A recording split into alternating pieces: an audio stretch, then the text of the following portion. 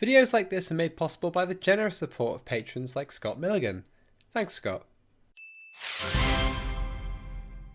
Hello, Penguinauts, I'm the Beardy Penguin, and welcome back to For All Kerbalkind, as we're debriefing after our moon landing, which was unfortunately second to the Americans by a mere month.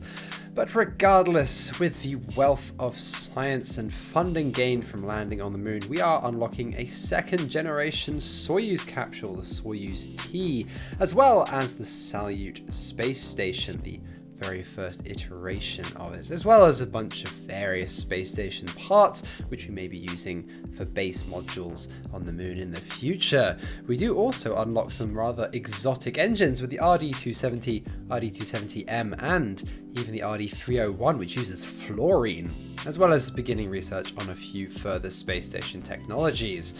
And now we're going to launch our final UR-100, at least for the foreseeable future, because, well, we simply build these things too damn fast. The contracts for commercial satellites renew every 60 days, and we're building these rockets a bit faster than that, so we've built up a bit of a stockpile, and we need to build something a little bit bigger to try and space the launches out and earn a bit more. So this is actually the last launch of the UR-100, as I said, for the foreseeable future, flying through the gorgeous volumetric clouds which we now have on our install, which I believe took a while to get working, but if you want to know how to get those working, ask N9, not me. N9's video is not going to be out for another day or so. He's had a few delays. He has a full-time job after all, whereas I had a bit more time on my hands since finishing my degree. Yes, it's been a while since we've had a normal episode like this, because believe it or not, the final semester of a master's degree in spacecraft engineering takes up most of your time, particularly when you are doing a group design project which involves building a Venus rover, which is entirely mechanical. And there is a dedicated video on that in the works. I want to wait until I get my grades and I graduate before I release it, because there is a lot of silly shenanigans in the making of that rover, a lot of humor, a lot of interesting methods of manufacturing things, since we didn't have the budget or the resources a lot of the time to manufacture things properly or safely.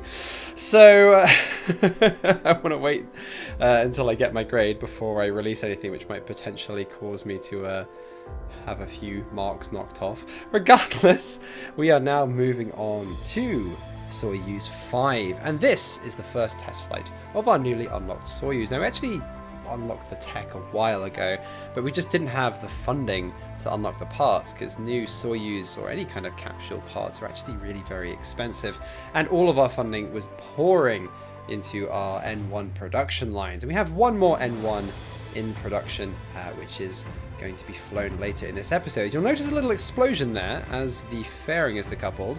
I didn't really pay too much attention to that. I should have, and that's going to come back to bite me later, so a little bit of foreshadowing there. But Soyuz 5 manages to get into orbit absolutely fine, and you'll notice that it doesn't actually have any solar panels, but that's because the Soyuz T variant was actually more of a space station ferry. It relied on batteries and replaced the solar panels with large antennas instead. And this is actually the Soyuz 7K TAF variant, which replaces the docking apparatus with the large Orion 2 space telescope, which I believe is actually the first space telescope that has been put into orbit. It wasn't in reality, that was the Orion 1 aboard Salyut 1, but this is actually the first crewed space observatory, which I believe is quite impressive. And you'll see here we have a crew member from Lithuania, the Lithuanian Soviet Socialist Republic to be specific. Now that of course is part of the USSR, and so this isn't actually an intercosmos mission, but this is Marko Kerman, and this is one of our new cosmonauts named by NX74656, one of my Emperor Penguin tier patrons. He wanted to have a little reference to the hunt for Red October, so Marko is from, as I said, the Lithuanian SSR. So although he is part of the USSR, of course, I believe he will have requested to have the flag of his particular SSR shown on his mission patch there. As you saw, he had his own little custom insignia. But the mission goes off without a hitch. It's only about a 3-day mission. The Soyuz T, since it's relying on batteries, only has about a 3-day duration. In reality, Soyuz 13, which actually flew with that modified orbital module, did have solar panels, as it had an extended mission as it was performing an extended science mission with that space telescope. It would be a bit of a shame if you only had 3 days to use it, but our experiments only take about a day or so. So we return to Earth rather swiftly. So we get a plethora of science. And as you see, the reason why we've unlocked the 2nd generation Soyuz is it has access to the Tier 3 science experiments, which means we can get a bit more science from low Earth orbit without having to launch the lunar Soyuz, which the R11 Feikal here is not actually capable of launching. It's a bit too heavy. You need something with a bit more oomph to get that into orbit. So we're going to launch another flight, and this one, Soyuz 6, is actually an intercosmos flight. This has the first ever Cuban cosmonaut on board. Their name is Millie Kerman, and they were named by Jordan Millward, an Emperor tier from my Patreon. Unfortunately, the aforementioned fairing explosion does come back to bite us at this point, and upon decoupling the fairing, a massive explosion shakes the entire vehicle and somehow cuts off the main engine. Now, it turns out there is actually a design flaw in the decoupler that releases the launch escape system.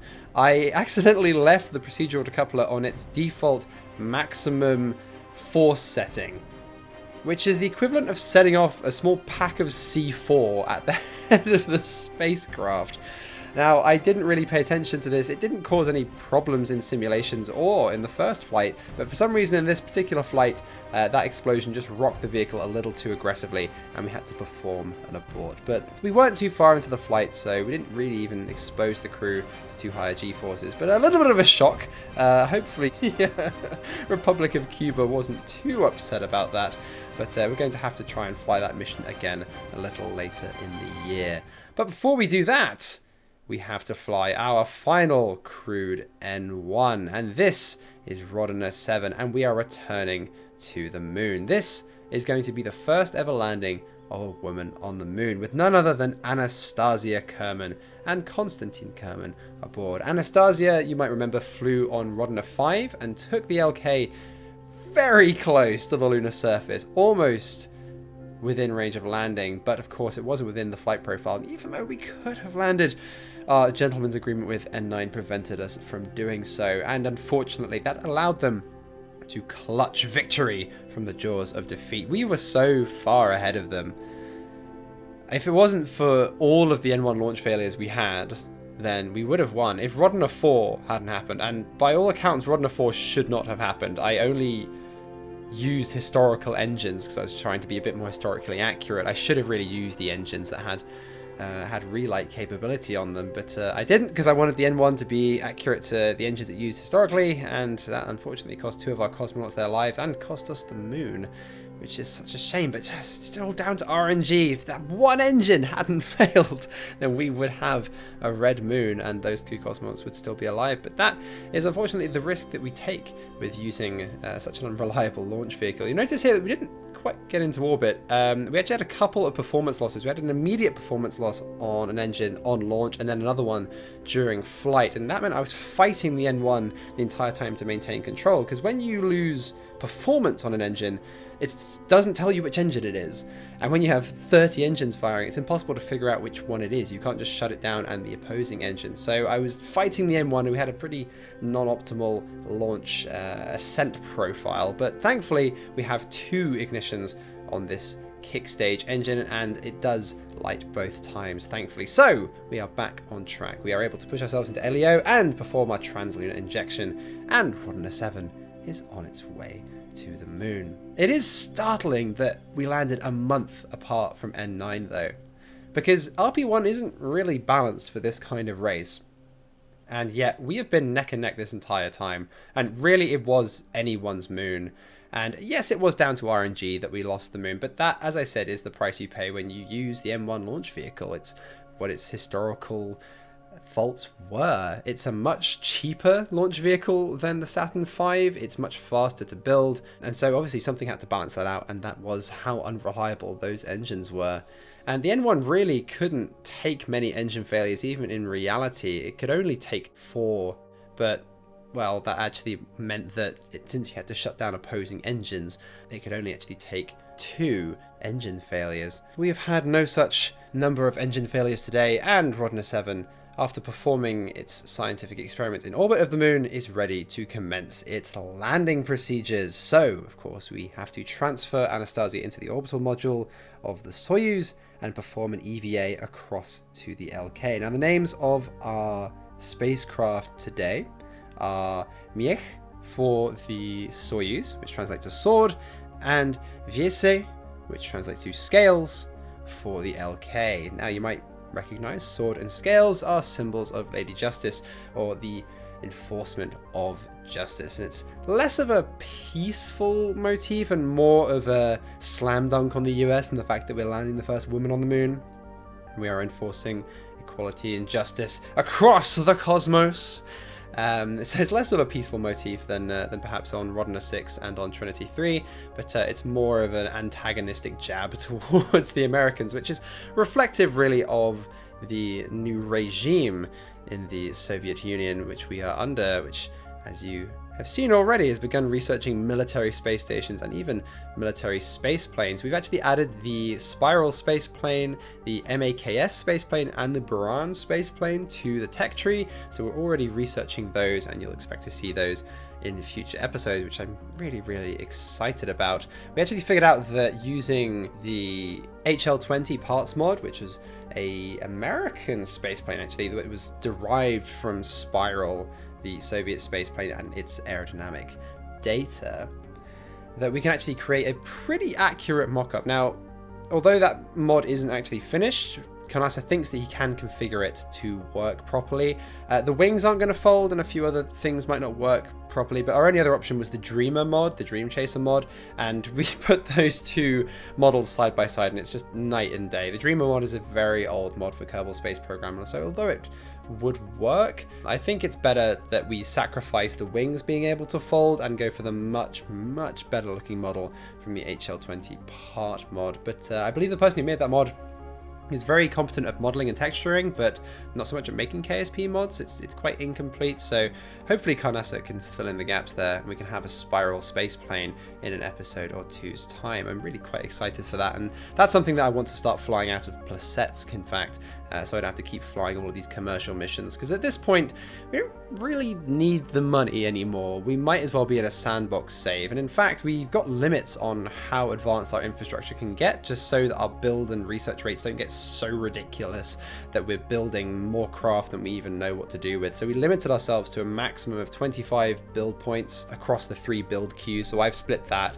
15, 7.5 and 2.5. I believe N9 will be dividing his differently, and then we've also limited ourselves to 2.5 research points, or science points I should say, per day on a research speed. So it actually limits how much we can invest in our infrastructure, and means we're going to be investing a lot more into our launch vehicles instead. But enough talking about stratagem. We are making our final approach to the lunar surface, and you'll notice, well, we had to make a targeted landing for our contract in Mare Crucium, and there's a particular American spacecraft that we've already visited with a lunar quad rover in this particular crater. We do unfortunately hit the ground a bit hard, a little shy of 15 meters per second, but those retro motors thankfully prove their worth and prevent us from flipping over. I didn't actually ever expect to need those, but I was really glad we had them.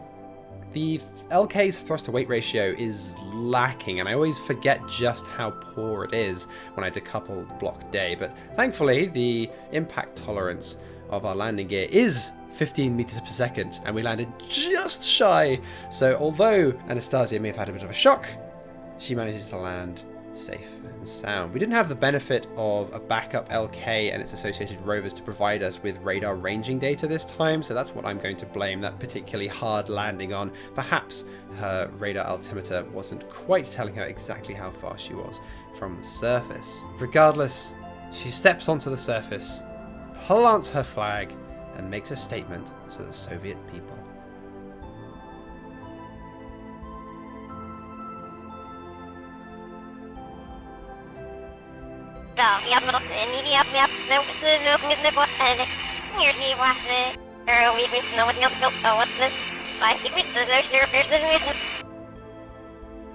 So about that aforementioned American space probe, we actually managed to land within 300 meters of Mayflower. Now, we have some experience with precision landings from Rodina 6, having to land somewhat near our backup LK, but we didn't take too many chances or waste any fuel with that.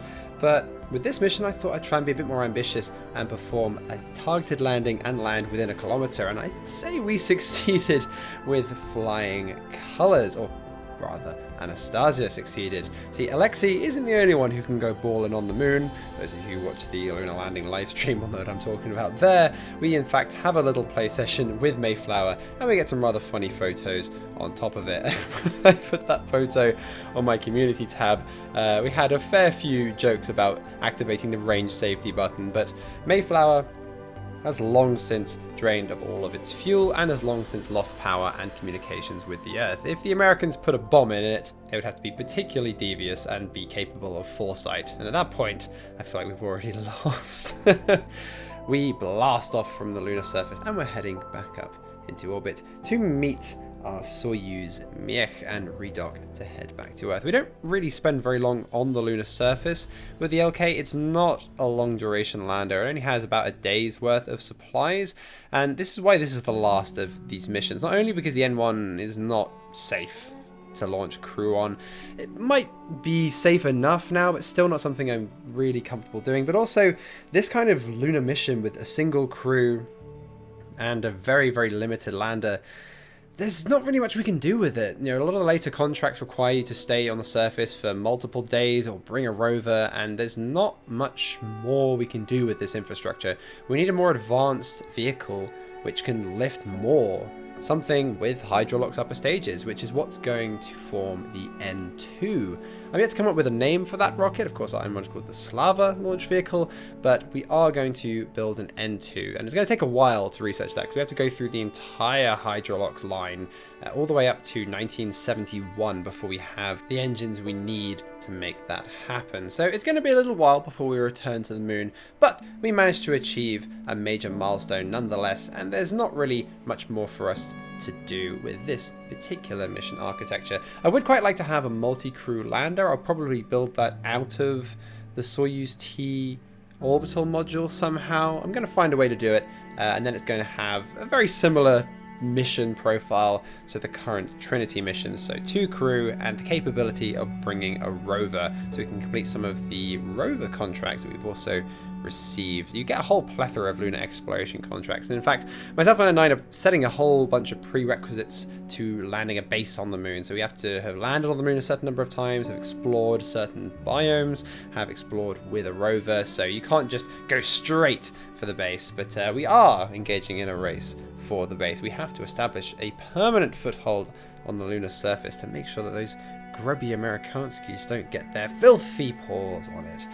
So we're heading back to Earth, and we actually take about 6 days to get back to Earth. We take an unusual trajectory because I tried to land in the Soviet Union, but landing in the Soviet Union from lunar orbit is really, really difficult. It's really difficult to predict where exactly you're going to land. I did try it with the lunar landing livestream. I tried it again here, and it didn't really work. We ended up in the Indian Ocean again. We did have a bit of a scare on descent as the capsule, for some reason, I genuinely don't know why, began rapidly rotating and exceeded the crew's G limits, but thankfully these are some seasoned Kerbals and they're able to take the Gs and regain consciousness. But that was some very, very, very scary moments right there. I genuinely was worried we might lose the crew, but thankfully they touched down safely, unharmed, in the Indian Ocean and receive a hero's welcome in Moscow. So after debriefing, we've completed a lot of scientific experiments in low lunar orbit now. So as I said, there's not really much reason to go back to the moon until we have a more advanced spacecraft. and a more advanced launch vehicle, which won't be for a while yet. In fact, I think we're probably going to be launching the UR700 before we launch an N2, because we already have the engines for that.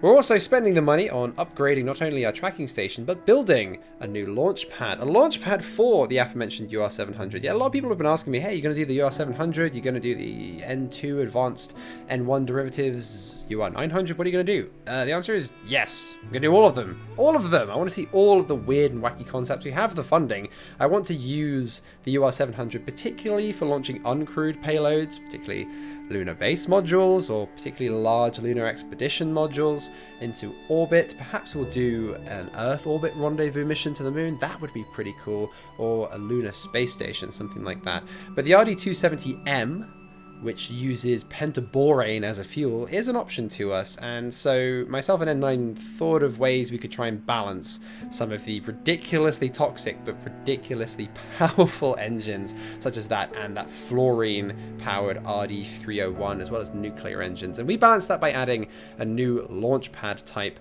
which of course we began building, which costs a whopping 4 million funds, but should be finished halfway through next year. Now, as you'll see, we are attempting our Intercosmos mission for a second time, and thankfully this time we reach orbit, and Millie Kerman, representative of the Republic of Cuba, is able to go on an extravehicular activity.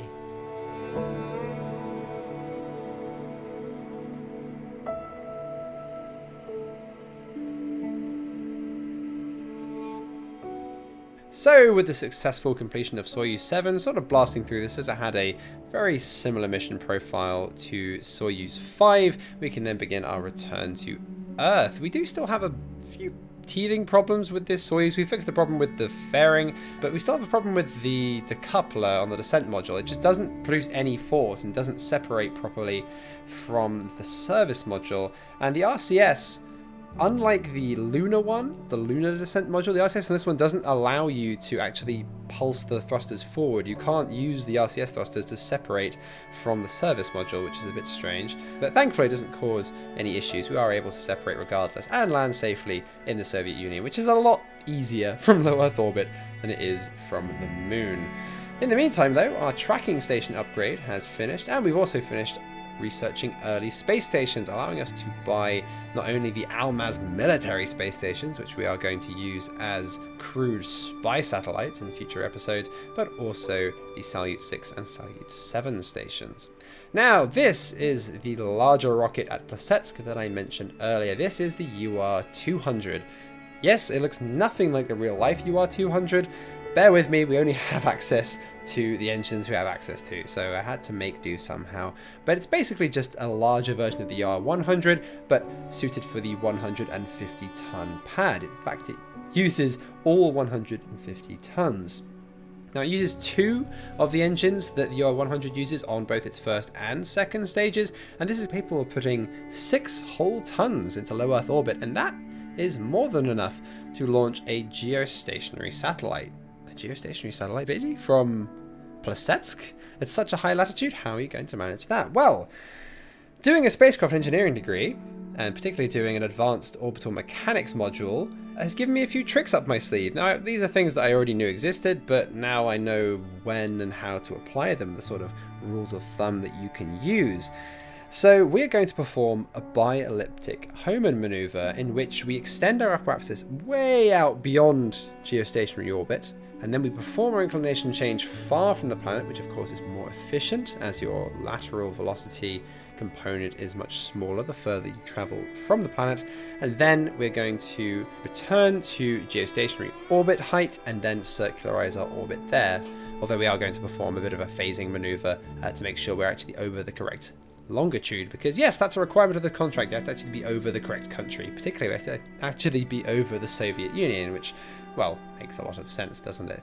So we actually have a few different burns of the RD-58M engine here, which is our third stage, and really this is the reason why this is now possible. We've got such an efficient staged combustion engine with multiple relights and a very, very long burn time in the RD-58M, so that's really what made this possible, as well as those very powerful lower stages. And we're able to blast the Pogoda 14 satellite all the way out, about 6 days out to Earth, actually. It's most of the way towards lunar orbit, and it really makes me think we could probably launch some more lunar orbiters from Plesetsk at this point, not even necessarily having to wait for the launch windows, given the power of this launch vehicle and particularly of this upper stage. Then we have to perform a phasing maneuver, as I said, so not quite going into geostationary orbit yet. We have to synchronize ourselves with our target country. Of course, we can't be providing our Soviet TV broadcasts to the US. That would be a bit embarrassing. Well, unless we wanted to broadcast propaganda to them or something. Maybe that'd be a good idea. Write that down. As said, we just continue the mission with the actual satellite bus itself.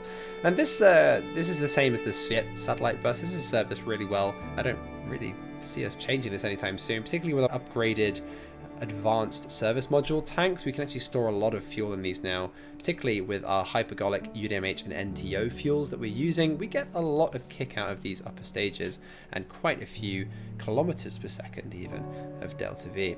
So just performing our final circularization burn, making sure we have an orbital period of 23 hours and 56 minutes, and we then pass off the satellite to its customer. These passing off to the customer contracts are really great because it means it reduces the number of things that we have to splice into each other's saves, and of course they're only commercial missions, so otherwise we just have millions of these things cluttering up space despite the fact that we're not actually using them. So now we move on to our penultimate launch of the episode. This is our first space station, not the world's first, unfortunately. That honour obviously goes to the K4 research station launched by the Americans a fair while ago, which was really quite an impressive feat of their Katten 1 launch vehicle. But we of course are using the UR500, which we first used for our crude circumlunar flight. Now it's being used to launch our first space station in as close to the real world configuration as I could get. As you see, the fairing actually slides nicely over the space station, but the external wall of at least the bottom part of the space station is actually exposed as we launch into orbit, which was the reason why the Salyut stations look the way they do. It's so that they, well, fit onto the rocket and fit within the fairing. So it all really worked out rather nicely. It's almost like they were designed for this launch vehicle. It's just nice that it actually works out that way when we design the launch vehicle way before we have access to those particular parts. Now, the common point of failure with these launches is always the third stage engine, but thankfully that ignites and burns to completion without a hitch, and we deploy the station's solar panels and antennae, and it is ready for its first crew. Now, I intended this to have supplies for 90 days for 3 crew, so allowing 2 different crews, a 30-day crew, which is this mission, and then a follow-up mission for 60 days to achieve the following crew duration record. Unfortunately, although we have supplies for that many days, the solar panels are a little lacking. The space station mod doesn't seem to quite be balanced for Kerbalism, and our solar panel technology isn't at the more advanced space station node yet. So the solar panels do produce enough power to power the station, but once you have all the extra drains on your power supply, introduced by keeping the environment the correct temperature and the carbon dioxide scrubbers from Kerbalism, it actually means that the batteries are only going to last about 30 days. So we have more than enough life support and electricity for our first crew, but we're going to have to replace the station if we want to have another crew, which is a bit of a shame. But we get 1 crew in orbit, and that's, well, I believe better than the actual Salyut one achieved, because they managed to dock with it, but then they couldn't actually get into it on the first mission. They had to return to Earth because they couldn't open the hatch into the station. So I believe we're already exceeding their achievements in that regard. Aboard Soyuz 7, of course, are Yuri, Valerie, and Felix, who is our Intercosmos Kerbal from the Hungarian People's Republic, who was named by Starch and actually flew on Rodina 5 with Anastasia. They're going to be on the station, as I said, for about 30 days, so not quite matching the capabilities of the K4 station at this point. The K4 station is able to accommodate dinosaur flights, able to accommodate Gemini, which I believe is continuing flight, as it's so much cheaper and almost as capable when it comes to LEO operations as the Trinity spacecraft. So yeah, we need to sort of up our game, really. We're going to be launching some more advanced space stations in future episodes, particularly the Almaz military space stations, which I'm hoping to have serviced by the Spiral space plane in the not too distant future, which is going to then rival and perhaps, hopefully, exceed the capabilities of the US Air Force's Dinosaur program. Regardless though, we managed to dock successfully with Salyut 1 and the crew board the station, settle in and perform a few broadcasts to their people back home.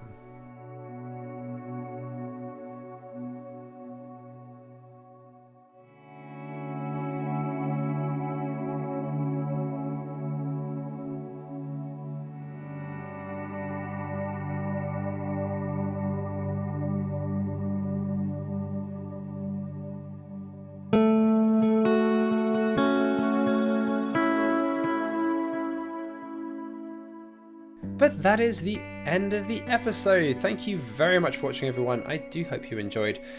N9's episode, as I said, will be out in a couple of days, and For All Kerbalkind will return in 2 weeks' time. In fact, we even have Carnasa's episode to look forward to next Sunday. You'll get to see what the Commonwealth Space Commission have been up to. All of the craft and save files for today's episode, as well as installation guides for our mod pack, as well as all of the patches we've written, are available on the £1 tier of my Patreon. The music from my cinematic moon landing episode will be up on my second channel shortly. Thank you for watching, everyone. I've been the Beardy Penguin. For All Kerbalkind is back, baby. I'll see you all next time.